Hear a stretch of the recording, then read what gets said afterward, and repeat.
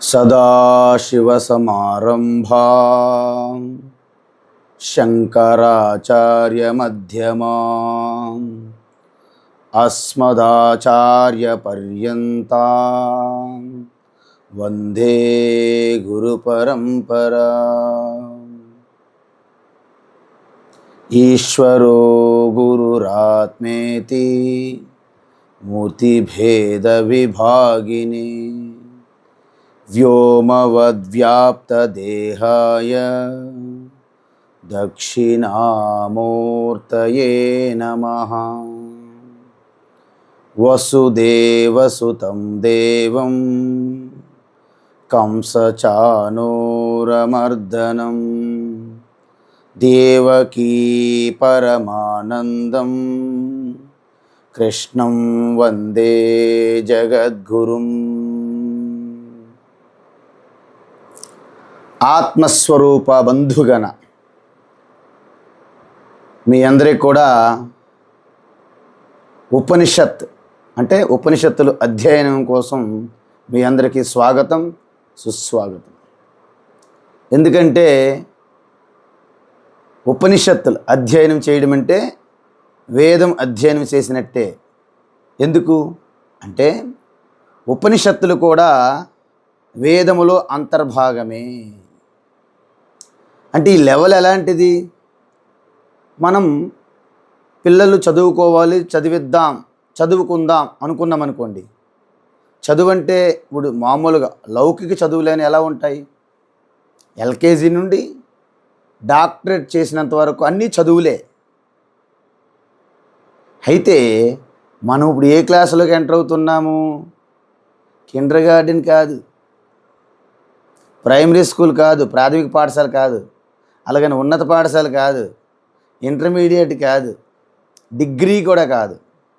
మనం ఇప్పుడు ఎంటర్ అయ్యేది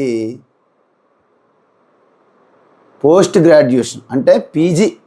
యూనివర్సిటీలో పీజీ చదవడానికి మనము అడ్మిషన్ కార్డు తీసుకున్నాము, ఇప్పుడు ఐడి కార్డు. అందువలన ఉపనిషత్తులు అధ్యయనం అనేది నిజానికి సమాజంలో ఎవరు చెప్పేవారు కాదు. డైరెక్ట్గా కేవలము అరణ్యాలలో, నదీ తీరాలలో ఒక యోగులు, ఋషులు వారి యొక్క జీవితం అంతా ఈ అధ్యయనానికి ఎవరైతే పూర్తిగా అంకితం చేసేవాళ్ళో వారికి చెప్పేవాళ్ళు ఈ యొక్క ఉపనిషత్తులు. అంటే ఉపనిషత్తు అంటే బ్రహ్మ విద్య అని అర్థం. అయితే మనకి అందుబాటులో రావడానికి కారణం ఆది శంకరాచార్య, అదేవిధంగా శ్రీకృష్ణ పరమాత్మ, అదేవిధంగా వివేకానంద స్వామి లాంటి వారు ఎంతోమంది ఈ ఉపనిషత్తులన్నీ సామాన్య ప్రజలకు కూడా అందుబాటులో వచ్చేటట్లు వారు కృషి చేశారు. వారందరికీ కూడా మనము ప్రాతకాలంలోనే వందన నమస్కారములు సమర్పించాలి. అయితే ఈరోజు మనం ప్రారంభించేది ఉపనిషత్తు. అందులో మొట్టమొదటి మనం ప్రారంభించిన ఉపనిషత్తు ఏంటండి? కైవల్య ఉపనిషత్. కైవల్యము అంటే మీకు తెలుసు కదా, మోక్షము అని అర్థం. అంటే మోక్ష స్వరూపతత్వాన్ని మీకు అరటిపండు ఒలిచినట్టు ఆ తొనలు తీసి మీ చేతిలో పెట్టినట్టుగా మీ స్వరూపతత్వాన్ని మీకు తెలియజేసేదే ఈ కైవల్య ఉపనిషత్. అందువలన మీకు కొన్ని విషయాలు గుర్తు చేయాలి. ఎందుకంటే ఉపనిషత్ టీచింగ్ అంటేనే చాలామందికి ఆశ్చర్యం. ఈ టీచింగ్ కోసం ఎంతోమంది హిమాలయ రీజియన్స్, ఋషికేశ్, హరిద్వార్, ఉత్తరకాశీ, గంగోత్రి ఆ ప్రాంతాల్లో తిరుగుతుంటారు. ఆశ్రమాలలో ఎంతోమంది ఉత్సాహము, జిజ్ఞాస కలిగిన వారు వెళ్తే వారికి కర్మయోగ పేరుతో ఈ సేవ ఆ సేవ అనేక రకముల సేవలు చెప్పి చివరికి ఉపనిషత్తులు చెప్పరు. నేను ప్రత్యక్ష సాక్షిని. నేనే ఊహా కల్పనలతో చెప్పట్లేదు ఈరోజు చెప్పిన. అందుకని ఇవి మనకి డైరెక్ట్గా ఇలా అందడానికి కారణము ఒక వివేకానంద స్వామి, స్వామి చిన్మయానంద, ఇలాంటి వారు చాలా కారణం అన్నమాట దీనికి. కాబట్టి అసలు మనిషి ఈరోజు మనిషిగా ఉన్నాడంటే దాని అర్థం ఏంటి? గరుడ పురాణంలో చెప్పినట్లుగా 84 లక్షల రకాల జీవరాశులు, లక్షల రకాలు ఆ జీవరాశులు హయ్యెస్ట్ అంటే ఇంక ఉత్కృష్టమైనటువంటి జీవి మానవ జీవిగా చెప్పబడుతుంది. సో మనిషి కూడా జంతువుల్లో ఒక రకమే కదా. అందువలన మరి జంతువులకి మనిషికి తేడా ఏమిటి అంటే బుద్ధి ఒకటి ఉంది. అంటే బుద్ధి మనకి ఉంది కాబట్టి మనం ఆలోచించే ఆ శక్తి మనకు కలదు. అదేవిధంగా మనము ఈ జంతువులంతటికీ శాసిస్తున్నటువంటి ఈ సృష్టికర్త అయినటువంటి ఈశ్వరునికి మధ్యలో బ్రిడ్జిగా ఉన్నాం మనిషి అనేవాడు. అంటే మనిషి జంతువు స్థాయి నుండి ఆత్మస్థితికి, పరమాత్మ స్థితికి వెళ్ళడానికి అవకాశం ఉన్నటువంటి ప్రాణి ఒక మనిషి అన్నమాట. మిగతా వాళ్ళకి ఉంటుంది, దేవతలకి వాళ్ళకి కష్టం. అయితే దేవతలు మరి మనుషులైనా జీవులా కాదంటే దేవతలు కూడా జీవులే. అంటే మనిషి కంట ఉత్కృష్టమైన జీవులని అర్థం. మరి వాళ్ళకి మైనస్ ఏంటి? వాళ్ళు ఎప్పుడు భోగాల్లో ఉండడం వలన వారికి కూడా బ్రహ్మ విద్య వంట పట్టదు. కానీ మనిషి ఇక్కడ చేసే పుణ్యాలకి, పాపాలకి, ఈ రెండింటికి అతీతంగా వెళ్ళే అవకాశం పురుషార్థ రూపంగా, పురుష ప్రయత్నం రూపంగా మనిషికి అవకాశాలు ఉన్నాయి. అందువలన మనిషి సాధారణంగా జంతువుల స్వభావం ఉంటుంది, దేవతల స్వభావం ఉంటుంది, నిజానికి వాస్తవంగా ఆత్మస్వరూపమై ఉంటాడు. ఇవన్నీ ఉంటాయి. అయితే ఈ జంతువుల స్వరూపం ఏదైతే, స్వభావం ఏదైతే ఉందో దాన్ని కట్టడి చేసుకొని భోగలాలసగా ఉంటున్నటువంటి, కేవలం భోగాలుగా ఉంటున్నటువంటి దేవతలు దాన్ని కూడా కట్టడి చేసుకొని మనిషి తన తపస్సు, స్వాధ్యాయ, ఈశ్వర ప్రణిధానం అంటే ఈశ్వర శరణాగతి, వీటి ద్వారా ఇవతల జంతువులకి అటు దేవతలకి అతీతమైనటువంటి ఆత్మస్థితికి చేరుకోగలరు. అందుకే వేదం ఏముంటుందంటే, వేదము అంటే ఏంటి? ప్రత్యక్షానుమిత్యేవా యస్తోపాయో న బుధ్యతే ఏనం విదంతి వేదేన తస్మాత్ వేదస్య వేదత. మనకి ఎటువంటి జ్ఞానమైనా మనకు తెలియాలంటే దాని జ్ఞానంకి ఏమంటారు? దానికి ప్రమాణం అవసరం. ప్రమాణం అంటే ఇన్స్ట్రుమెంట్. సపోజ్ నాకు రూపజ్ఞానం తెలియాలంటే నా నేత్రములు పనిచేయాలి, శబ్దజ్ఞానం తెలియాలంటే నా చెవులు పనిచేయాలి. అయితే ఒక్క ఇంద్రియ జ్ఞానమేనా? లేదు, అనుమానం కూడా ఉన్నది. అనుమానం అంటే ఏంటి? మేము ఇక్కడ ఉన్నాము, రాత్రి లోపల పడుకున్నాము, అన్ని కిటికీలు డోర్లు అన్నీ బంద్ చేశాము, రాత్రి భారీ వర్షం పడింది, కానీ మాకు తెలియలేదు. ఉదయం లేచి బయటికి వెళ్ళి చూసేసరికి అక్కడక్కడ నీరు వరదలతో నిండి ఉంది రోడ్డు అంతా. సో నేను ప్రత్యక్షంగా వర్షం పడినప్పుడు నేను చూడలేదు, కానీ రాత్రి వర్షం పడింది అనేది నాకు తెలుస్తుందా లేదా? ఎలా? అనుమానం. ఏంటి అనుమానము? రాత్రి వర్షం పడింది కాబట్టే ఇప్పుడు బురదగా నీరు ఉన్నది, అనుమానం అన్నమాట. సపోజ్ ఇక్కడ నేను ఉండాను, ఒక కొండ ఉంది దూరంగా, ఆ కొండపైన ఒక పొగ వెళ్తుంది, పొగ. సో ఇక్కడ నుండి నేను చూస్తున్నా, నాకు పొగ కనిపిస్తుంది కానీ అగ్ని కనిపించట్లేదు. నేనేమంటాను? ఓహో, కొండ మీద అగ్ని ఉంది. ఎందుకు? పొగ వెళ్తుంది కాబట్టి. నీకెలా తెలుసు? ఇంతకుముందు అగ్ని ఉన్నప్పుడే పొగ వచ్చింది కాబట్టి పొగ అగ్ని లేకుండా రాదు. ఆ కొండపైన పొగ వస్తుంది కాబట్టి అక్కడ అగ్ని ఉండి తీరాలి. ఇది జ్ఞానం, అనుమాన జ్ఞానం అంటారు. ఈ శాస్త్రవేత్తలు ఇప్పటి వరకు అనుకున్న జ్ఞానం అంతా కూడా ప్రత్యక్ష జ్ఞానం. ప్రత్యక్ష జ్ఞానం అంటే ఇంద్రియముల ద్వారా, అంటే చూపు, వినికిడి, స్పర్శ, వాసన, రుచి, ఇవన్నీ ప్రత్యక్ష జ్ఞానం అంటారు. ఇవన్నీ ప్రత్యక్షమే. ఒక్క నేత్రంతో చూసిందే ప్రత్యక్షం కాదు. వీటన్నిటికీ ప్రత్యక్ష జ్ఞానం అంటారు. శబ్దము, ఇవన్నీ డైరెక్ట్గా. మరి ఇంద్రియములకు అందుబాటులో లేకుండా పరోక్షంగా ఉన్నటువంటి జ్ఞానాన్ని అనుమానము అంటారు. అందుకే వేదం ఏమిటి? ప్రత్యక్ష లేదా అనుమానం, ఈ రెండింటికి అందనటువంటి జ్ఞానం ఏదైతే ఉందో అది వేదం ద్వారా తెలియజేయబడుతుంది. చూసారా? అందుకే అతీంద్రియ మరియు అపౌరుషేయ జ్ఞానము అంటారు వేదంకి. అంటే అసలు పురుషుని యొక్క, మనిషి యొక్క బుద్ధికి అందనటువంటి జ్ఞానం. అందుకే మరి ఈ వేదం ఎలా ప్రకటమయ్యింది అంటే మనుషులు రాసుకున్న పుస్తకాలు కావండి.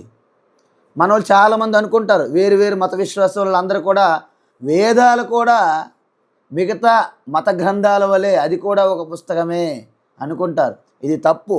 ప్రతి సనాతన ధర్మంలో ఉండేవాడికి తెలియాలి, వేదం మనిషి ద్వారా కాదు.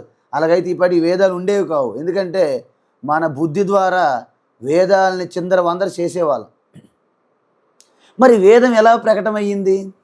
ఒక మనిషి జంతువు నుండి మనిషిగా, మనిషి సకల ఇష్టాయిష్టాలు, ఆశా కోరికలు అన్నీ కూడా ఈ సృష్టి చుట్టూ ఉన్న నామరూపాలని అతీతంగా వెళ్ళి, గుణాలు స్వభావంకి అతీతములు స్థితిలోకి వెళ్ళి ఆ యొక్క సమష్టి అంటే ఈశ్వర స్థితి, అంటే 3 గుణాలు దాటి ఆ యొక్క సమష్టి చైతన్యములో లయమైనప్పుడు అక్కడ ప్రకటమైనటువంటి ఏదైతే ఆ జ్ఞానం మంత్రరూపంగా దర్శించారో, మనం ఎలాగైతే స్వప్నంలో కలిగే దృశ్యాలని స్వప్నం నుంచి బయటికి లేచిన తర్వాత కూడా ఎలాగైతే గుర్తుండి మనం స్వప్నం గురించి చెప్తామో ఆ విధంగా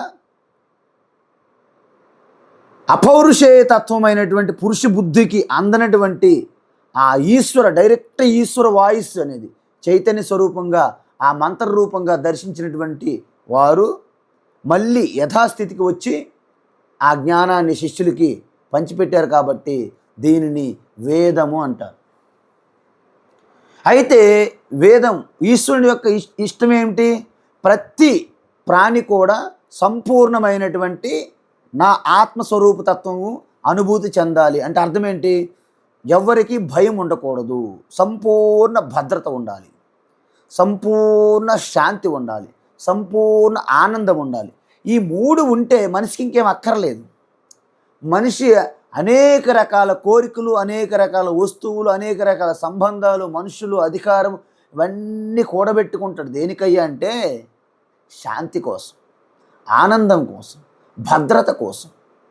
డైరెక్ట్గా ఇండైరెక్ట్గా ఈ 3 ఉంటాయి. ఇంక వీటికంటే 3 కంటే భిన్నంగా ఏమి లేవు 4వది.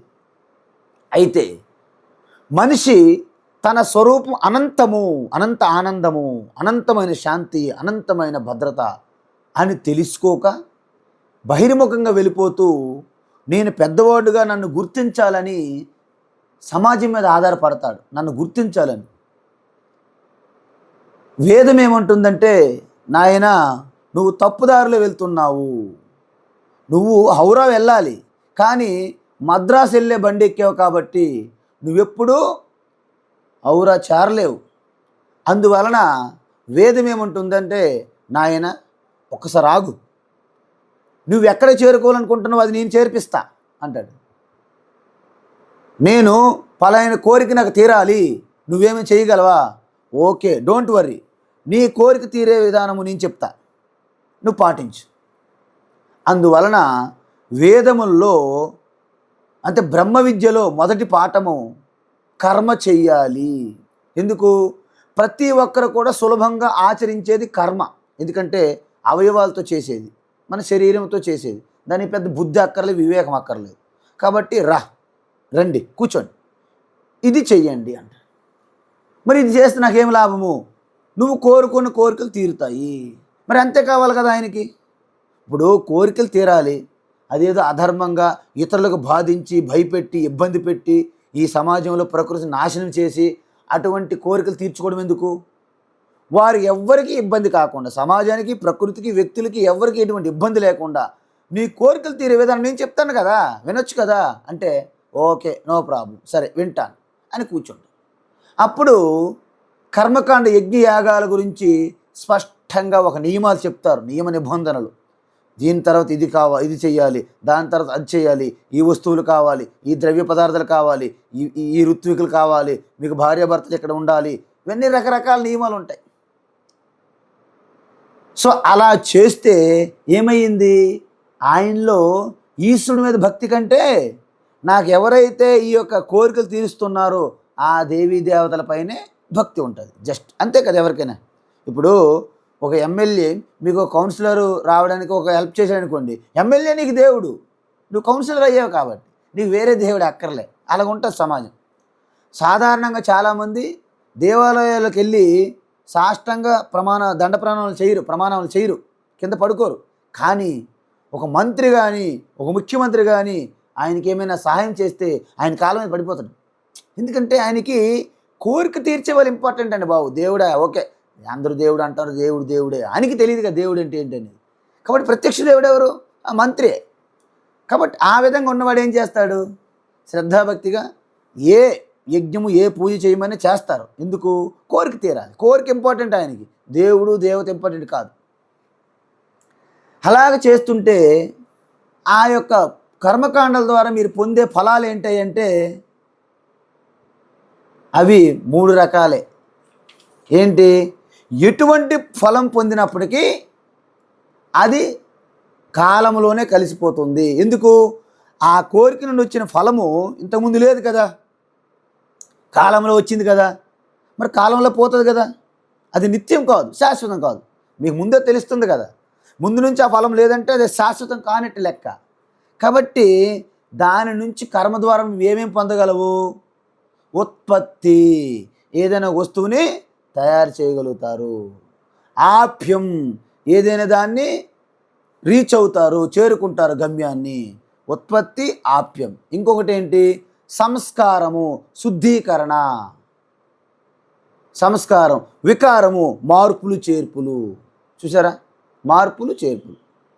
సో మనకాడ ఒక బంగారం చైన్ ఉంది, దాన్ని మార్చి చేసి ఉంగరంగా చేయొచ్చు, వికారం అంటారు దాన్ని. లేకపోతే బంగారం అనేది అనేక మాలిన్యాలతో కలిసి ఉంది, దాన్ని శుద్ధీకరణం అంటారు, సంస్కారం అంటారు. సపోజ్ నేను ఒక ప్రదేశానికి చేరుకోవాలి, దాన్ని ఆప్యము అంటారు. లేకపోతే నేను ఒక వస్తువుని ఉత్పత్తి చేయాలి, దాన్ని ఉత్పత్తి. సో ఈ విధంగా కర్మ ద్వారా మీరు ఏది పొందినప్పటికీ స్వల్పకాలమే. ఏదైనా పొందండి. ఈ సృష్టిలో మీరు ఒక పని చేసి, ఒక యజ్ఞం చేసి, ఒక యాగం చేసి, ఒక పూజ చేసి ఏది మీరు పొందినప్పటికీ, అందుకే పురాణాలలో రాక్షసులందరూ కూడా ఘోరమైన తపస్సులు చేసి వరాలు పొందుతారు. ఆ వరాలన్నీ కూడా ఈ వేదంలో కర్మకాండ లాంటివే. అవి శాశ్వతం కాదు, అనిత్యం. మరి ఇవి చేసి చేసి చేసి చేసి మనిషి విసుగొస్తుంది కదా. ఏంటంటే నాకు శాశ్వతమైనది కావాలి కానీ తాత్కాలికమైనది నాకెందుకు అని ప్రశ్న వస్తుంది. అప్పుడు మళ్ళీ వేదమే ముందుకొచ్చి, నాయన నీకు ద్రవ్య పదార్థాలు, డబ్బు, ధనం ఏమి అక్కర్లేదు, నువ్వు మానసికంగా కూడా చెయ్యొచ్చు. ఏంటి, మానసికంగా. కొంతమంది డబ్బులు లేవు, డబ్బులు లేని వాళ్ళు నా కోరికలు తీరంటే నేనేం చేయాలంటారు. సపోజ్ నువ్వు డబ్బులు అక్కర్లేదు, నీకు వస్తువులు అక్కర్లేదు, మనసుతో కూడా చేయొచ్చు అంటారు. దానిని ఉపాసన కాండ అంటారు, అంతే. లేదా భక్తి. అందువల్ల ఒక దగ్గర కూర్చొని జపము చేస్తారు, ధ్యానం చేస్తారు. అలా చేసినప్పుడు కూడా అది కూడా కర్మే, మానసిక కర్మ. దాని నుంచి వచ్చిన రిజల్ట్ కూడా తాత్కాలికమే. మరి శాశ్వతమైన రిజల్ట్ ఎప్పుడు రావాలి అంటే, శాశ్వతమైన రిజల్ట్ రావాలంటే నువ్వు చేయాల్సింది, పొందాల్సింది ఏమీ లేదు, తెలుసుకోవాలి అంటారు. సపోజ్ నాకు సంతోషం కావాలండి, సంపూర్ణ సంతోషం ఎప్పుడు వచ్చి పోకూడదు, సంతోషం నాతో పాటు ఉండాలి. అయితే అలాంటి సంతోషాన్ని నువ్వేదో సమయంలో, ఏదో కాలంలో డబ్బుతోనో, ధనంతోనో, జనంతోనో పొందలేవు. మరి ఎలా పొందాలి, తెలుసుకోవాలి. సంతోషం అంటే ఏమిటి అని తెలుసుకుంటే పని అయిపోయింది. తెలుసుకున్నాం అనుకోండి, నిత్యం నీతోనే సంతోషం ఉంటుంది. కానీ సంతోషం ఏదైనా అధికారము, డబ్బు, ధనము వీటితో పొందాలనుకున్నాం అనుకోండి, అధికారం పోయినప్పుడు సంతోషం పోతుంది, ధనం పోయినప్పుడు సంతోషం పోతుంది. కానీ తెలుసుకున్నాం అనుకోండి సంతోషం అంటే ఏమిటనేది, అది పోవడానికి అవకాశమే లేదు. ఎందుకు? అది జ్ఞానం. అందువలన ఎవరైతే ఈ యజ్ఞయాగాలు కర్మకాండ చేసి చేసి చేసి తరువాత ఉపాసన భక్తి కూడా చేసి వాళ్ళు ఎలా తయారయ్యారు? పూర్తిగా ఒక సంస్కారవంతులుగా తయారయ్యారు, ఒక నిష్ఠతో, ఒక అభ్యాసం, ఒక క్రమశిక్షణలో ఉన్నారు. కానీ జ్ఞానం విలువ తెలియట్లేదు. అప్పుడు వీటన్నిటి ద్వారా ఒక్కసారి సమాజం వైపు పరిశీలన చేయాలి మనం. ఎలాగా?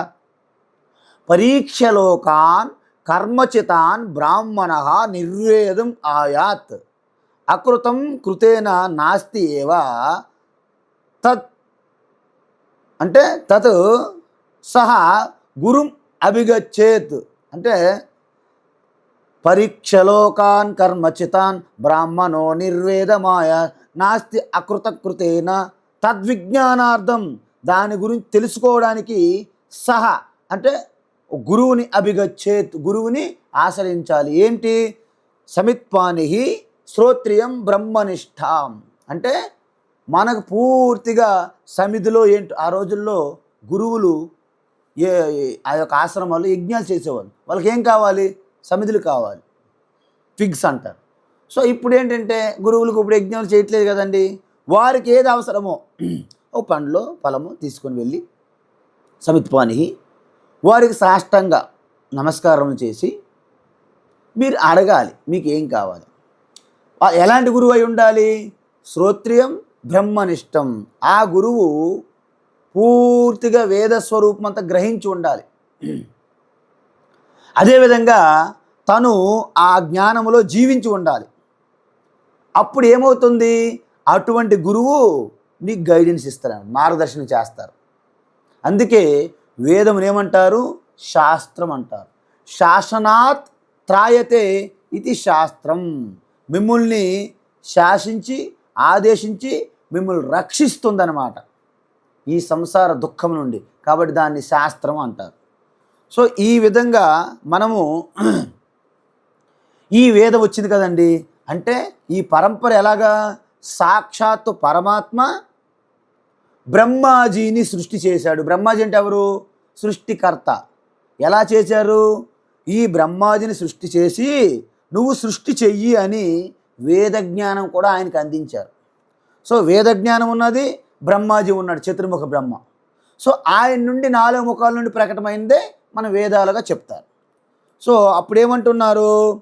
యో బ్రహ్మాణం విదధాతి పూర్వం యో వై వేదాంశ ప్రహినోతి తస్మై తం హవేదం ఆత్మబుద్ధి ప్రకాశం ముముక్షుర్వై శరణమహం ప్రపద్యే అని అంటారు. అంటే సాక్షాత్తు బ్రహ్మ పరమాత్మ, శుద్ధ చైతన్య పరమాత్మ బ్రహ్మాజిని క్రియేట్ చేసి నువ్వు సృష్టి చెయ్యి అన్నారు. ఆయన జ్ఞానం ఉండాలి కదా. ఆ జ్ఞానశక్తిని వేదమాతగా, సరస్వతి మాతగా, వేదమాత అంటే సరస్వతియే. సో వేదమాతగా జ్ఞానం అందించారు, సృష్టి చేస్తున్నారు. సో ఆయన నుండి వేదాలు వచ్చాయి, వేదం నుండి సకల సృష్టి వస్తుంది ఆ జ్ఞానం ద్వారా. మరి దాన్నే పాలన చేయాలి కదండి, రక్షించాలి కదా, పరిపాలన చేయాలి కదా. అదే పరమాత్మ విష్ణు శక్తిని, విష్ణువుని క్రియేట్ చేసి నువ్వు ఈ సృష్టిని పాలించు. నీకేం కావాలి? నీకు ఒక శక్తి కావాలి. అదే పరమాత్మ విష్ణుకి ఒక ఐశ్వర్య శక్తి ఇచ్చారు, ధనశక్తి, లక్ష్మిది. మరి సృష్టి నిరంతరం మారుతూ ఉంటుంది కదా, అంత పుడుతుంది, ఉంటుంది, మళ్ళీ పోతుంది, పుడుతుంది, ఉంటుంది, పోతుంది. మరి దీన్ని అంతం చేయాలి కదా, ప్రళయం చేయాలి కదా, తనలో కలుపుకోవాలి కదా. ప్రకృతి అంటే ఏమిటి? మట్టి ఉన్నది, మట్టితో మట్టి పాత్రలు చేశాము, వాడాము కొన్నాళ్ళు, మళ్ళీ పగిలిపోయాయి, మళ్ళీ చూర్ణమైంది, మళ్ళీ మట్టి అయ్యాయి, మళ్ళీ పాత్రలు చేస్తాం. ఇది దీని క్రమం. అదేవిధంగా సముద్రం నీటిలో అలలు పుట్టాయి. సముద్రం ఓన్లీ కేవలం H2O నీరు ఉంది, అలలు పుట్టాయి. కొంత సమయం అలలు ఇటోటి తిరిగాయి, మళ్ళీ సముద్రంలో కలిసిపోయి, మళ్ళీ అలలు పుట్టాయి, మళ్ళీ తిరిగాయి, మళ్ళీ కలిసి. ఇది సృష్టి క్రమం. ఈ విధంగా ఉంటుంది ఉదాహరణకి. సో తర్వాత ఆ భౌతిక రూపాలని ఆ అజ్ఞానం వల్లనే కదండి కోరికల వల్ల కర్మ, కర్మ వలన కర్మఫలం, కర్మఫలం వలన జన్మ. చూసారా జన్మ చక్రం ఎలా ఉంటుంది? అనాదిగా ఒక జీవుడు అంటే స్వరూపాన్ని మర్చిపోయాడు. సో కోరికలు పుట్టే అజ్ఞానం వలన, కోరికల వలన కర్మలు చేస్తున్నాడు, కర్మ వలన కర్మఫలం వస్తుంది. కర్మఫలం మంచి కర్మ చేస్తే పుణ్యము సత్కర్మ, దుష్కర్మ చేస్తే చెడు కర్మ చేస్తే పాపము. సో పుణ్యపాపాలు అనుభవించాలంటే మళ్ళీ పుట్టాలి, మళ్ళీ కోరికలు, మళ్ళీ కర్మ. చూసారు సైకిల్? ఇది జనన మరణ చక్రం అంటారు. సో ఈ విధంగా ఈ అజ్ఞానాన్ని, ఈ భౌతిక రూపాన్ని అంటే మోహాన్ని, మర్త్యాన్ని, భౌతిక రూపాన్ని రెండింటిని నాశనం చేసి తన స్వరూపంలో లయం చేయడానికి ఎవరు రావాలి? శివ అనే ఒక శక్తిని క్రియేట్ చేసింది పరమాత్మే. దానికి ఏం కావాలి? శక్తి కావాలి. అందువలన తోడుగా దుర్గా లేదా పార్వతి. సో ఈ విధంగా చూసారా, కేవలం ఒకే పరమాత్మ శుద్ధ చైతన్యం నుండి ఇన్ని రకాలుగా మనకి డ్యూటీస్ అన్నమాట. అందుకే మీకు గమనించండి, బ్రహ్మ, విష్ణు, శివ కూడా ఈశ్వరులుగా వారు కూడా ఒక రకమైనటువంటి ఆ శుద్ధ చైతన్యము ప్లస్ ఒక ఉపాధులతో ఉన్నారు. వారి తర్వాత స్వర్గంలో ఉన్న దేవతలు వారు కూడా ఉపాధులే.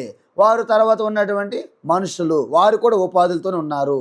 వారి తర్వాత అసురులు, జంతువులు, రాక్షసులు ఇవన్నీ కూడా ఉపాధులే.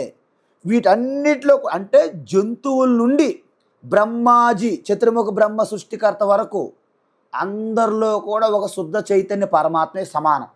మిగతావన్నీ మరి సమానం కానే కాదు. అందువలన మీరు ఆ బ్రహ్మాజీ సృష్టికర్త బ్రహ్మాజీ యొక్క ఆత్మస్వరూపంగా మీరు తెలుసుకోగలరు తప్ప మీరు బ్రహ్మాజీ ఎప్పుడు కాలేరు. నేను ఒక భారతీయుడిగా నేను ఎప్పుడు తెలుసుకోగలను. ఆ భారతీయుడి దృష్టిలో చూస్తే ప్రధానమంత్రితో నేను సమానం, కానీ ప్రధానమంత్రి నేను ఎప్పుడు కాలేను. ఎందుకు? అది ఉపాధి. కాబట్టి మీరందరూ సృష్టికర్తలు, స్థితికర్తలు, లయకర్తలు కాలేరు, కానీ వారికి కూడా సృష్టించిన వారి స్వరూపమైనటువంటి పరమాత్మ స్వరూపం మీరు అవగలరు. కెరటం ఎప్పుడు సముద్రం కాలేదు, కానీ నీరు అవగలదు, H2 అవగలదు. ఇది తెలుసుకోవాలి. అంతేనా కదా? చెప్పండి. ఒక మూగిడ ఉంది, మూగిడ ఏమైనా పెద్ద కొండ అవగలదా? అవలేదు. కొండ వేరు, మూగిడ వేరు. కానీ ఆ మూగిడ మట్టి అవగలదు. మట్టి వల్ల కొండ అవుతుంది తప్ప మూగిడ కొండ ఎప్పుడు సమానం అవ్వు. సామాన్య ఒక ఎంఆర్ఓ అండ్ రాష్ట్రపతి ఇద్దరు సమానం కారు. కానీ రాష్ట్రపతి తీసేస్తే, ఎంఆర్ఓ పదవి తీసేస్తే, పోస్ట్ తీసేస్తే ఇద్దరు భారతీయులు అవ్వగలరు, ఒకే ఓటు వేసే వాళ్ళు అవ్వగలరు. అలా తెలుసుకోవాలి. సో ఈ విధంగా ఇప్పుడు ఏమంటే ఆ జ్ఞానాన్ని ఇచ్చారు మనకి. ఆ జ్ఞానం ఎందుకు లాభం? దాని లక్ష్యం ఏంటి? ప్రతి ప్రాణి చివరికి పరమాత్మ స్వరూపంగా చేరుకోవడమే ఈ టాస్క్ యొక్క లక్ష్యం అన్నమాట. అందువలన ఈ విధంగా మనకి చెప్పారు మనకి గురువులు. ఇదేంటి చెప్పారు?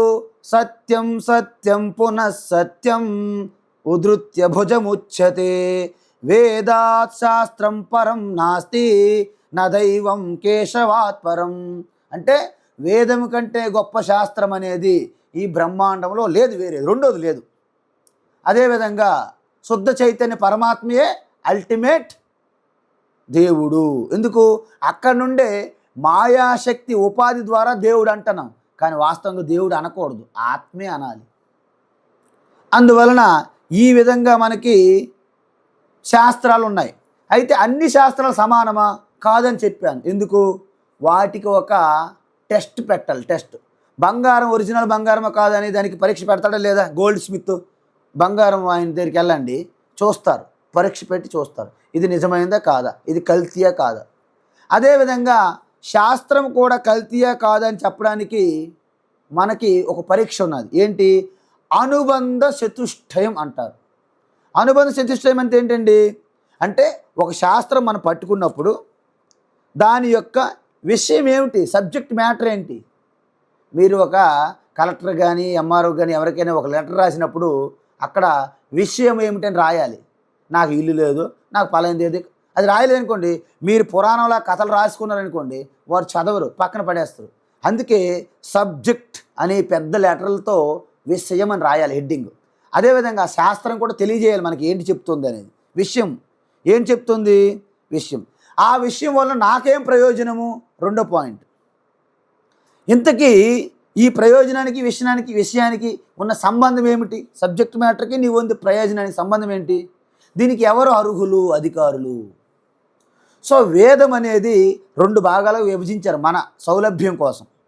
ఒకటి కర్మకాండ, పూర్వమీమాంస అంటారు. రెండోది జ్ఞానకాండ, ఉత్తర మీమాంస అంటారు. దీనిని పూర్తిగా ప్రచారం చేసిన వాళ్ళు కర్మకాండని ప్రచారం చేశారు జైమిని మహర్షి. అంటే వేదవ్యాసుడి యొక్క శిష్యుడే కర్మకాండను ప్రచారం చేయిపో అన్నారు. తన స్వయంగా వ్యాసుడు ఈ యొక్క ఉత్తర మీమాంస అంటే జ్ఞానకాండ, ఉపనిషత్తులు. ముందు భాగం అంతా సంహిత మంత్రాలు, లాస్ట్ది ఉపనిషత్తులు అనమాట. అంటే వేదము యొక్క లాస్ట్ కన్క్లూజన్స్, తత్వసారము ఉపనిషత్తులు. అందుకే ఆ ఉపనిషత్తులు కూడా మనకి ఇంకా అందుబాటులో రావడానికి ఆ జగద్గురువుగా ప్రసిద్ధి పొందినటువంటి శ్రీకృష్ణ పరమాత్మ వేదముల యొక్క సారము, ఉపనిషత్తుల యొక్క సారము గీతగా చెప్పబడింది. అందుకే సర్వోపనిషదో గావో దుగ్ధా గోపాలనందన పార్థో వత్స సుధీర్భోక్త దుగ్ధం గీతామృతం మహత్ అంటారు. అయితే ఇప్పుడు 2 రకాలు మనం చూడాలి. ఏంటి? వేద పూర్వభాగం వలన ఈ 4 పాయింట్లు ఉన్నాయా స్వామి అని మీరు అడగొచ్చు. ఎస్, ఉన్నాయి. ఏంటి విషయం? ఏం చెప్తుంది? కర్మకాండ గురించి చెబుతుంది. ఏం చెప్తుంది? కర్మకాండ గురించి చెప్తుంది. మరి ప్రయోజనం ఏమిటి? మీరు కోరుకున్న కోరికలు తీరుతాయి. మరి సంబంధం ఏమిటి అంటే కర్మకాండలో చెప్పింది తెలుసుకుంటే మీకు ప్రయోజనం తీరదు, ఆచరించాలి. సపోజ్ ఒక అమ్మగారు యోగాసనాల గురించి గురువు చెప్తున్నాడు, ఇలా ఆసనాలు వేయాలి, ఇలా ఆసనాలు వేయాలి. ఆ అమ్మగారికి అద్భుతంగా యోగాసనాలన్నీ తెలుసుకుంది. ఎలా వేయాలి, ఎలా వేయాలి, ఎలా వేయాలి. తెలుసుకున్న మాత్రం పని అయిందా? లేదు. ఆ ఆసనాలు ప్రాక్టీస్ చేయాలి తెలుసుకున్న తర్వాత. సో ఆ విధంగా కర్మకాండ, వేదంలో కర్మకాండ ఫలాయన యజ్ఞం ఇలా చెయ్యాలి అంటే తెలుసుకుంటే పని కాదు, మంత్రాలకే చింతకాయలు రాలవు అక్కడ. అప్పుడేం చేయాలి? ఆ ప్రకారంగా పాటించాలి. వంట ఎలా వండాలి? యూట్యూబ్లో ఒక అమ్మగారు విన్నారు, నాకు వంట వచ్చి అంటే కుదరదు, అంటే తెలుసుకున్నారు, కుదరదు, వెళ్ళి ప్రాక్టీస్ చేయాలి స్టవ్ దగ్గరికి వెళ్ళి. సో ఆ విధంగా కర్మకాండకి అంటే విషయానికి ప్రయోజన సంబంధం ఏంటి? చేస్తేనే రిజల్ట్ వస్తుంది, కర్మ చెయ్యాలి. అవి ఎలాంటి కర్మ? అది మన చేతులు అవయవాలతో చేయొచ్చు, మన మాటలతో చేయొచ్చు, మన మనసుతో కూడా చేయొచ్చు. సో 3 కర్మలు అన్నమాట. అదేవిధంగా అధికారి ఎవరు అంటే వాళ్ళకి కోరిక కలిగి ఉండాలి. అంటే నేను పలాయింది పొందాలి అని కోరిక లేదనుకోండి, వాడు ఎందుకు చేస్తాడు కర్మ? కాబట్టి వాడికి ఆ కర్మకాండ వేదం అక్కర్లేదు. సో ఈ విధంగా వాళ్ళు పొందే ప్రయోజనం ఏమిటి? విషయం చూడండి. విషయం ఏమన్నాను? శరీరంతో చేసిన కర్మ కానీ, వాక్తో చేసిన కర్మ కానీ, మనసుతో చేసిన కర్మ కానీ, ఇది విషయం. అందువలన మనము ప్రయోజనం ఏం పొందుతాము? 3 ప్రయోజనాలు ఉన్నాయి. ఏంటి? త్రివిధం ఫలము, అర్థం ఫలము, తర్వాత అర్థం తర్వాత ఏంటి? కోరికలు, ఎంటర్టైన్మెంట్. చాలామందికి డబ్బు అంటాడు. డబ్బు వచ్చిన తర్వాత ఏం చేస్తాడండి? జలసీ కావాలి, భోగాలు అనుభవించాలి, ఎంటర్టైన్మెంట్ కావాలి. అందుకే టీవీలు వచ్చాయి, చిన్న టీవీలా, హోమ్ థియేటర్లు, మల్టీప్లెక్స్. ఎందుకు వస్తానండి ఇవన్నీ? సెల్ ఫోన్లో అన్నీ వచ్చేస్తాను. సెల్ ఫోన్ కూడా పట్టుకోవడం నాకు ఇబ్బంది అండి. అందుకే ఆ వాచ్లో కూడా మొత్తం సెట్టింగ్లను పెట్టేస్తున్నారు, అక్కడే మొత్తం ఆపరేట్ చేస్తారు వాచ్ నుండే. అంటే ఏంటి? ఎంటర్టైన్మెంట్ మనిషికి కావాలి. మనిషి భోగజీవి కాబట్టి అప్పుడు వీటికి ఏం చేయాలి? వీటన్నిటికి కూడా అనుగుణంగా పూజలు, వాటి యొక్క నియమాల నిబంధనలు, విధి నిషేధాలు చెప్పారు వేదంలో. అందుకే చూడండి, నీకు డబ్బు కావాలి అంటే ఏం చేయాలి? ఆవహంతి హోమం చెయ్యండి, మీకు ధనం వస్తుంది.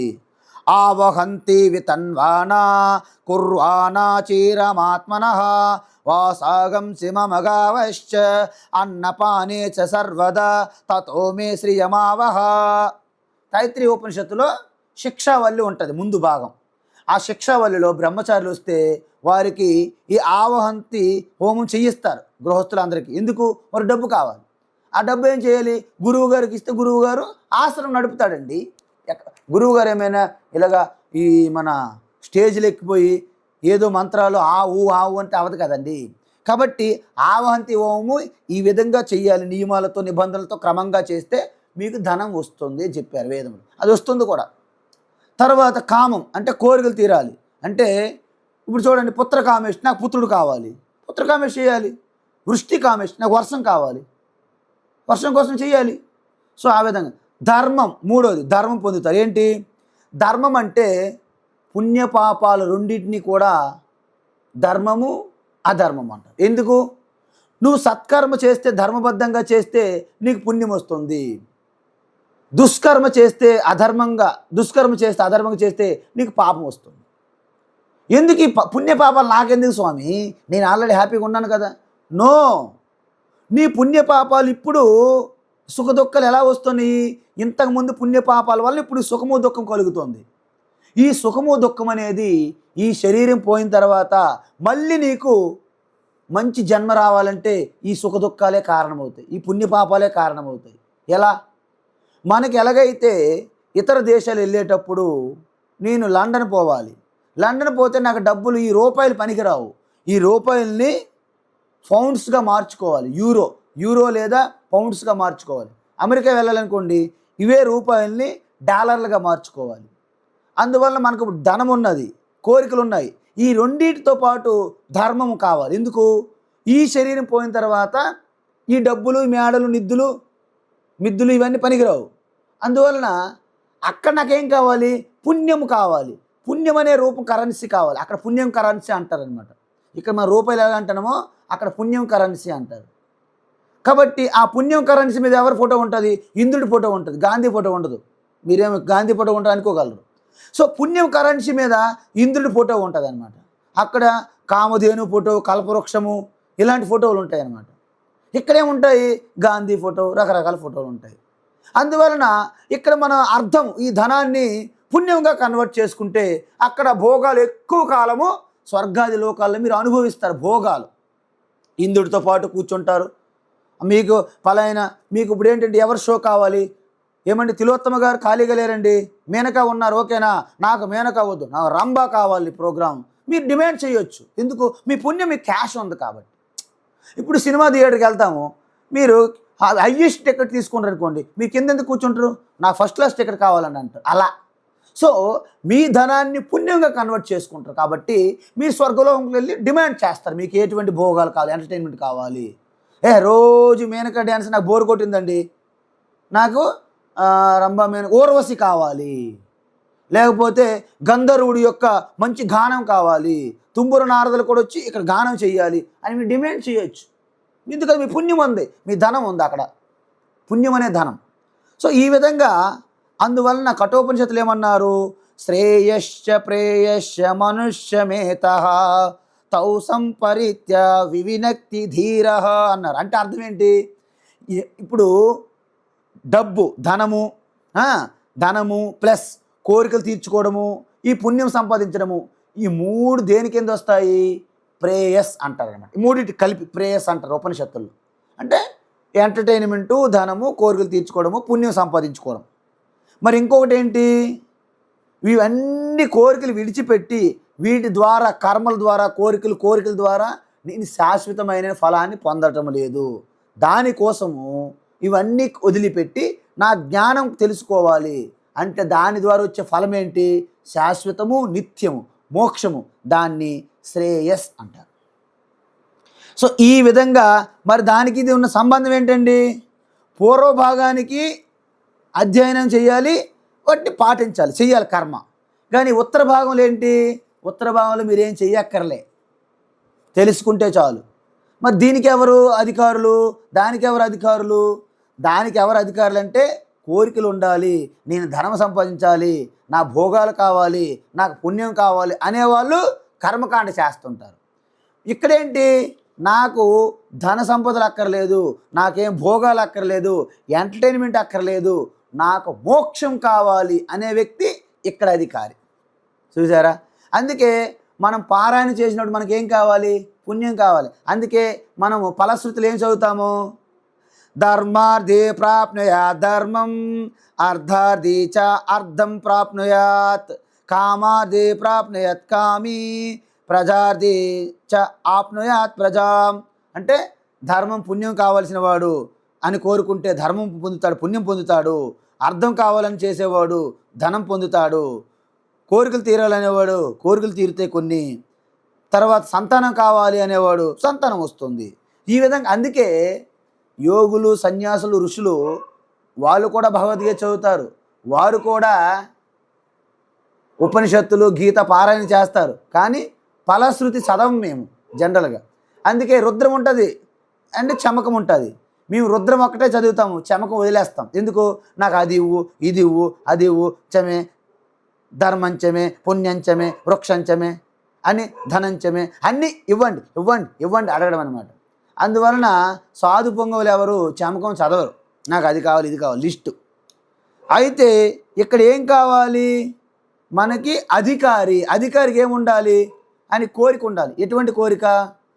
డబ్బు, ధనము, కోరికలు తీరాలి, పుత్రులు కావాలి, భోగాలు కావాలి అని కోరుకుంటే కర్మకాండ వైపు. అవన్నీ వద్దని విసిగిపెట్టానండి, దానివల్ల నాకేమీ తృప్తి కలగలేదు, నాకు జ్ఞానం కావాలి అనుకుంటే ఇటువైపు. కానీ ఏదైనా మోక్షం కావాలి, నీకు మోక్షం కావాలా, భోగాలు కావాలా అని రెండు కోరికలు. మోక్షం కావాలనేవాడు జ్ఞానకాండ వైపు వస్తాడు. నా భోగాలు, ఎంటర్టైన్మెంటు, ధనము అన్నీ తీరాలనుకునేవాడు కర్మకాండ వైపు వెళ్తాడు. అయితే అది అయిపోయింది, దానికి శ్రద్ధ ఉండాలి కదా, ఊరికే ఉంటే అవ్వదు కదండి. అంటే మనం ఏది కావాలనుకున్నా దాని మీద పూర్తిగా మన వ్యక్తిత్వం, మన లైఫ్, మన జీవితం అంతా కూడా దాని మీద పెట్టాలి. ఆ శ్రద్ధ కలగాలి. శ్రద్ధ లేకుంటే మీకేమీ రావు. అందుకే శ్రద్ధయా అంటే శ్రద్ధా మేధాం యశస్ ప్రజ్ఞాం విద్యాం బుద్ధి శ్రియం బలం ఆయుష్యం తేజస్ ఆరోగ్యం దేహిమే అవ్యవాహన. అవ్యవాహన అంటే అగ్నిదేవుడు అనమాట. మనకి పోస్ట్ మ్యాన్ లాంటివాడు అనమాట. దేవతలందరికీ ఎవరి పేరుని వేస్తే వారికి అందించేవాడు అగ్నే.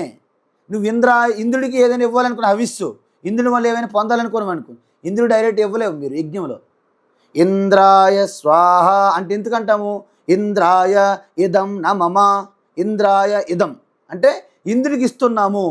కానీ ఎవరు తీసుకెళ్ళివ్వాలి? అగ్నిదేవతే తీసుకెళ్ళేవాలి ఇంద్రుడికి. ఏ ఇంద్ర, నీ వాట ఇదిగో తీసుకోపో. మన ఉత్తరాలు, టెలిగ్రామ్లో మీకు వచ్చింది తీసుకొని పోండి అని. అలాగా ఈ విధంగా శ్రద్ధ ఉండాలి.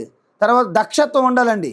దక్షత్వం అంటే పూర్తిగా మీలో ఒక స్కిల్, నైపుణ్యత, దక్షత. అదేవిధంగా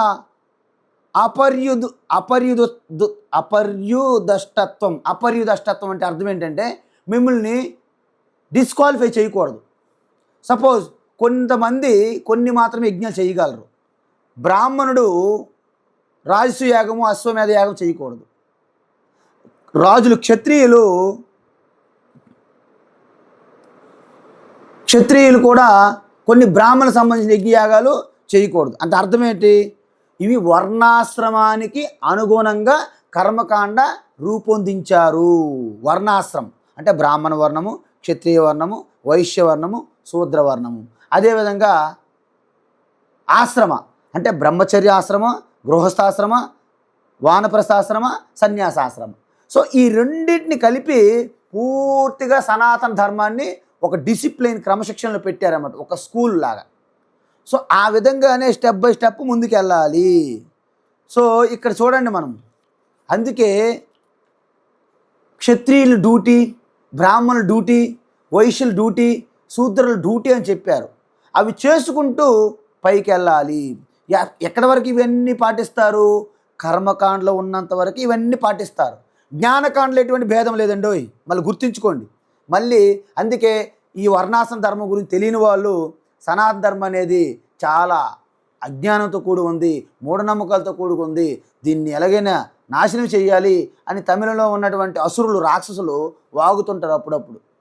కాబట్టి మీ అందరికీ గుర్తుండాలి, వర్ణాశ్రమ ధర్మాలన్నీ కూడా కర్మకాండకే వర్తిస్తాయి, జ్ఞానంలో వర్తించవు సుమా. బ్రహ్మ విద్యకి ఇవి వర్తించవు. బ్రహ్మ విద్యకి ఏ ఆశ్రమం అయినప్పటికీ, అంటే బ్రహ్మచర్య అయినా పర్వాలేదు, గృహస్థ అయినా పర్వాలేదు, వానప్రస్థ అయినా పర్వాలేదు, సన్యాసి అయినా పర్వాలేదు, ఏ వర్ణమైనా సరే, బ్రాహ్మణుడు వర్ణమైనా పర్వాలేదు, క్షత్రియ వర్ణమైనా పర్వాలేదు, వైశ్య వర్ణమైనా పర్వాలేదు, శూద్ర వర్ణమైనా పర్వాలేదు. ఎందుకు? జ్ఞానంకి. జ్ఞానంకి ఇవేం అడ్డుపడవు సుమా.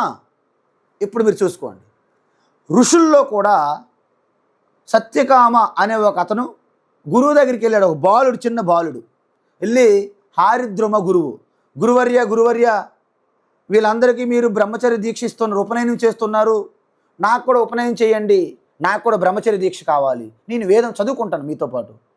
అయితే నీ గోత్రం ఏమిటి, వర్ణం తెలియాలి కదా. నాకు తెలియదు. మరి మీ అమ్మ నాన్న కనుక్కోర్రా. వెళ్ళారు. నాన్నగారు ఎలాగా లేరు, అమ్మ ఉన్నారు, ఆవిడ పరిచారిక, అంటే ఇంటింటికి వెళ్ళి సేవ చేస్తే, పని చేస్తే ఆవిడకి ఎంతో కొంత ధనం వస్తుంది, పని చేస్తుంది సేవకురాలు.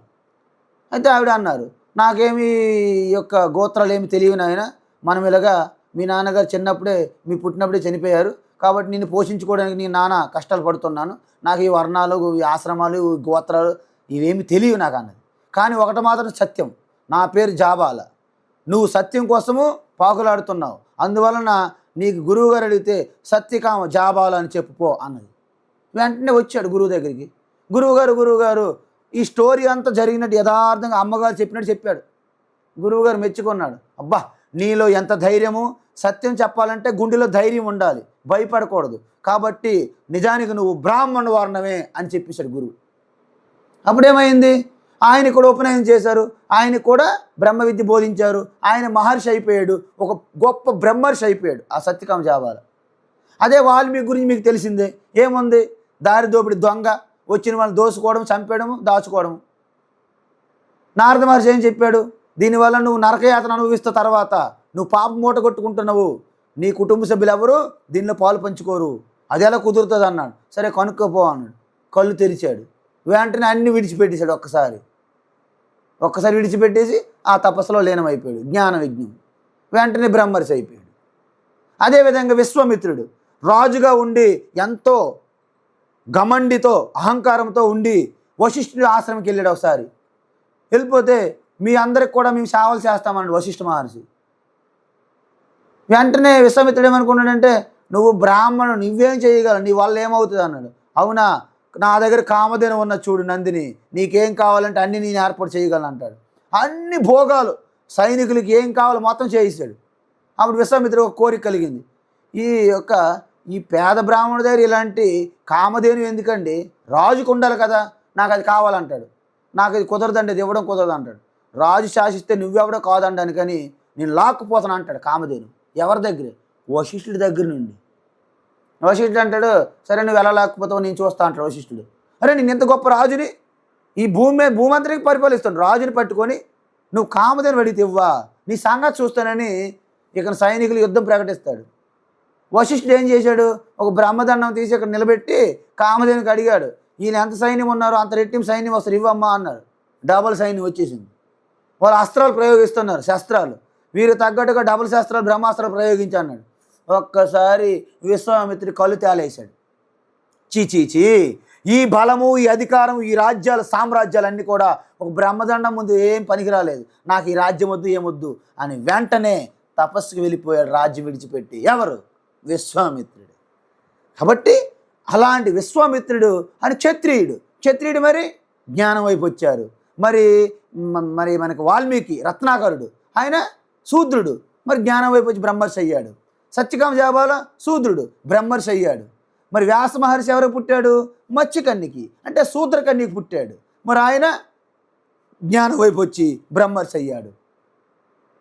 మీలో అందరూ కూడా, అప్పుడు మన శబరిమాత ఎవరు, ఒక శూద్రకన్య.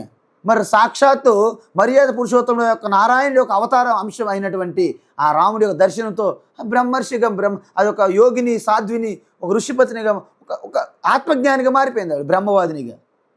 ఏముంది ఇక్కడ, మీరాబాయి ఆవిడ మహారాణి, అవన్నీ విడిచిపెట్టి ఆ యొక్క ఆత్మతత్వంలో లీనమైపోయి ఆవిడ యోగిని అయిపోయింది, బ్రహ్మవాదినిగా మారిపోయింది. ఎవరైనా మారవచ్చు. అందుకే జ్ఞానం దగ్గర వర్ణాశ్రమం అనేది తీసుకురాకండి దయచేసి. స్కూల్లో, అందుకే మన దౌర్భాగ్యం, స్కూల్లో జాయిన్ అయిన పిల్లలకి ఎప్పుడైతే క్యాస్ట్ ప్రకారంగా రిజర్వేషన్లు ఇచ్చి సీట్లు వస్తున్నాయో అప్పుడే మన విద్య మొత్తం మట్టి కలిసిపోయిందని అర్థం. జ్ఞానములో, విద్యలో రిజర్వేషన్లు ఉండకూడదు. వారి కోసం కావాలంటే ఇల్లు ఇవ్వండి, వారి కోసం డబ్బులు ఇవ్వండి, ధనం ఇవ్వండి, కానీ వారికి విద్య అవి ఎప్పుడూ రిజర్వేషన్తో ఇవ్వకూడదు.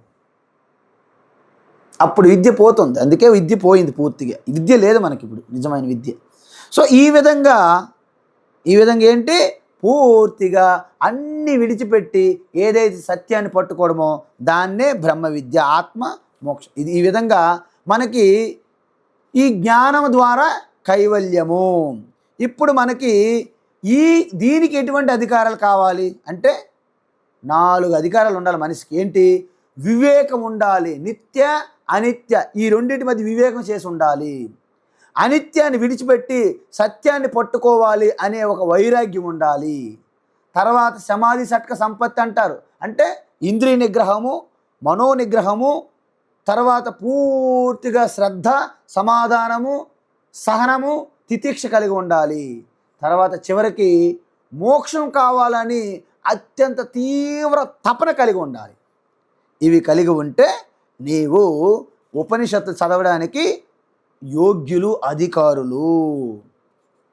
సో ఈ విధంగా మనకి ఎలా వస్తాయి ఇవన్నీ ఎలా వస్తాయంటే భజగోవిందం చదివాం కదా, మీ అందరికీ వైరాగ్యం రావాలి.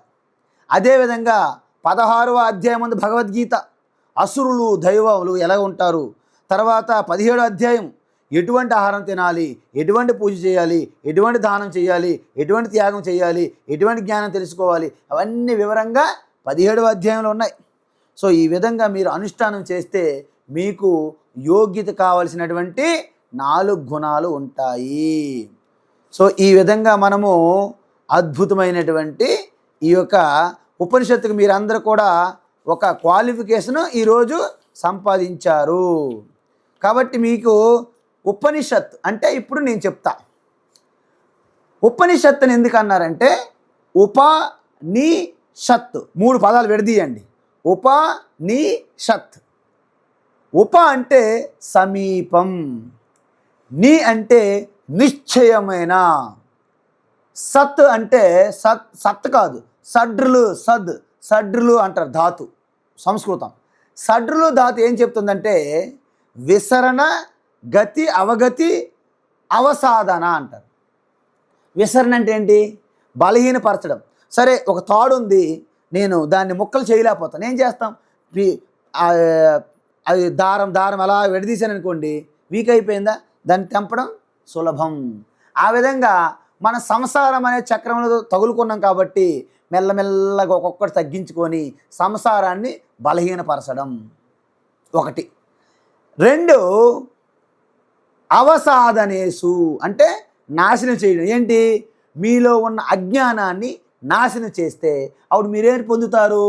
స్వతహాగా ఉన్నటువంటి మీ స్వరూపాన్నే పొందుతారు. దాన్ని గతి అంటారు, అవగతి. కాబట్టి మీ సంసారాన్ని బలహీనపరిచి మీ అజ్ఞానాన్ని నాశనం చేసి మీ స్వరూపతత్వాన్ని మీకు దర్శింపజేసేదే ఉపనిషత్. ఎలా వస్తుంది అది? సమీపే అంటే గురువు సమీపంగా వెళ్ళి ఆయన శాస్త్రం ద్వారా నిశ్చయంగా తెలుసుకొని అజ్ఞానాన్ని నాశనం చేసి ఆత్మదర్శనం పొందడమే ఉపనిషత్తు యొక్క ప్రయోజనం. మరి ఎన్ని ఉపనిషత్తులు ఉన్నాయి? కొన్ని వందల ఉపనిషత్తులు, 1180 ఉపనిషత్తులు ఉండేవంట. అవన్నీ కూడా కాలగర్భంలో కలిసిపోతే ఇప్పుడు 108 ఉపనిషత్తుల వరకు ఉన్నాయి. 108 ఉపనిషత్తుల్లో ప్రధానమైనవి 10 ఉపనిషత్తులుగా గుర్తించారు. ఎవరు? ఆదిశంకరాచార్య. అవి స్పష్టంగా అందరికి అర్థం కావాలి, చాలా కఠినంగా ఉంటాయి అర్థం చేసుకోవడం, కాబట్టి వాటికి వ్యాఖ్య రాశారు. దాన్ని భాష్యము అంటారు. ఆ భాష్యాలు రాసి ఇప్పుడు ప్రధానంగా ఉన్నాయి. అయితే ఆ ప్రధానంగా 10 ఉపనిషత్తులు కాకుండా కొన్ని చిన్న ఉపనిషత్తులు ఉన్నాయి. దాని ద్వారా కూడా అద్భుతమైనటువంటి తత్వం తెలుస్తుంది. అందువలన అలాంటి కోవకు చెందినదే ఈ కైవల్య ఉపనిషత్తు. ఉపనిషత్తులకు పేరు ఎలా వస్తాయి అంటే ఒక్కొక్కసారి ఏ ఋషి ద్వారా అది ప్రకటమయ్యింది, అదేవిధంగా ఏ సందర్భంలో ప్రకటమయ్యింది, ఏ మంత్రం ద్వారా ప్రారంభమయ్యింది, అనేక రకాల ఆధారంగా వాటికి పేర్లు పెడతారు. ఇప్పుడు కఠోపనిషత్తు ఉంది అంటే కాటక ఋషి ద్వారా అది చెప్పబడింది, ప్రకటమైంది కాబట్టి కఠోపనిషత్తు అయింది. అదేవిధంగా కేన ఉపనిషత్తు ఉన్నది, ఈశావాస్య ఉపనిషత్తు ఉంది. అంటే మొదటి మంత్రము ఈశావాస్యమిదగుం సర్వం, ఈశావాస్య ఉపనిషత్తు అన్నారు. కేనేషితం పతతి ప్రేషతం మనః. కేన ద్వారా ప్రారంభమైంది కాబట్టి కేనోపనిషత్ అన్నారు. మరి అత్యంత పెద్ద ఉపనిషత్తు, బృహత్తు, పెద్దది. అరణ్యాలలో టీచ్ చేశారు కాబట్టి దీన్ని, ఇది బోధించారు కాబట్టి బృహత్ ఆరణ్యక ఉపనిషత్తు అన్నారు. అదేవిధంగా ఇప్పుడు ఇది కైవల్య ఉపనిషత్తు అంటారు. అంటే ఏంటి? కైవల్యం అంటే మోక్షము. ఎలా వచ్చింది? కేవల అంటే కేవలస్య భావ కైవల్యం అంటే సజాతీయ విజాతీయ స్వగత భేద రహితం ఉన్నదాన్ని కేవల అంటారు. అంటే అర్థమైందా? ఏంటి అంటే ఈ కేవలం భావం ఏంటి? కేవలం ఆత్మ అని అర్థం. చూడండి, ఈ సృష్టిలో ఏదైనా ఒక వస్తువు తీసుకోండి, సజాతీయ భేదం ఉందా లేదా? సజాతీయ భేదం ఉంటుందా లేదా? ఒక వృక్షాలన్నీ తీసుకుందాం. వృక్షాలన్నీ మామిడి చెట్టు వేరు, వేప చెట్టు వేరు. సో వృక్షాలు అయినప్పటికీ వాటి మధ్య భేదం ఉన్నది. దాన్ని సజాతీయ భేదం అంటారు. మరి విజాతీయ భేదం అంటే ఏంటి? వృక్షాలు జంతువులు, వృక్షాలు వేరు, ఒక గ్రూపు, జంతువులు వేరు, విజాతీయ భేదము. వృక్షాలన్నీ వేరు, జంతువులన్నీ వేరు, విజాతీయ భేదము. సజాతీయ భేదం అంటే ఏంటి? జంతువులన్నీ ఒక గ్రూప్ అనుకుందాం. ఆవు వేరు, గేదె వేరు, పులి వేరు, సింహం వేరు. భేదం ఉందా? ఉంది. మరి స్వగత భేదరహితం అంటే ఒకే ప్రాణిలో భేదం ఉంటుంది. ఒక చెట్టు తీసుకున్నాం అనుకోండి, కొమ్మ వేరు, ఆకు వేరు, పుష్పం వేరు, ఫలం వేరు. అదే మనిషి తీసుకున్నాం అనుకోండి, ఒక చెయ్యి వేరు, కాలు వేరు, నేత్రం వేరు, చెవులు వేరు. అంటే అవయవాలు ఉండి ఏది ఉన్నప్పటికీ భేదం ఉంటుంది. మరి ఆత్మకి అవయవాలు ఉన్నాయా? లేవు. కాబట్టి స్వగత భేదం లేదు.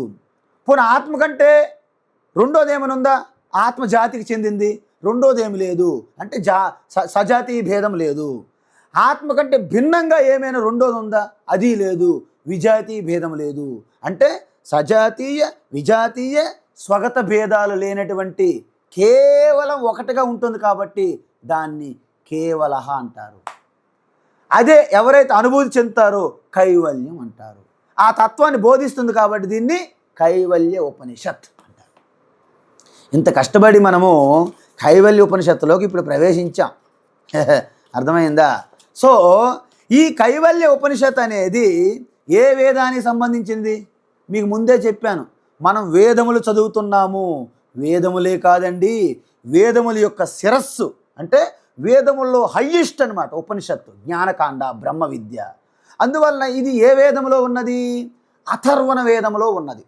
మరి అథర్వ వేదముకి మొట్టమొదటి ప్రార్థన శాంతి మంత్రం ఏమిటి అంటే ఇప్పుడు చదువుతున్నాను, చెప్పండి. ఓం, అమ్మగారు చెప్పండి. ఓం భద్రం కర్ణేభిః శృణుయామ దేవాః.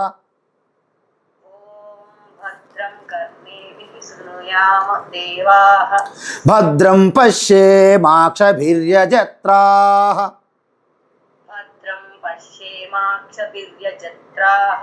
స్థిరైరంగైస్తుష్టువాగంసస్తనూభిః.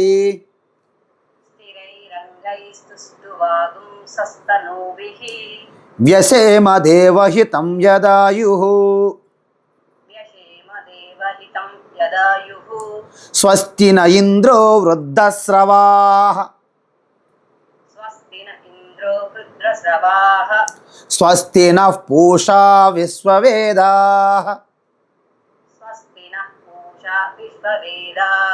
స్వస్తి నస్తార్క్ష్యో అరిష్టనేమిః.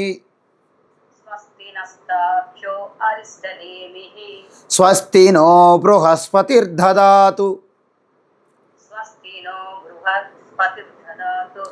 ఓం శాంతి శాంతి శాంతి.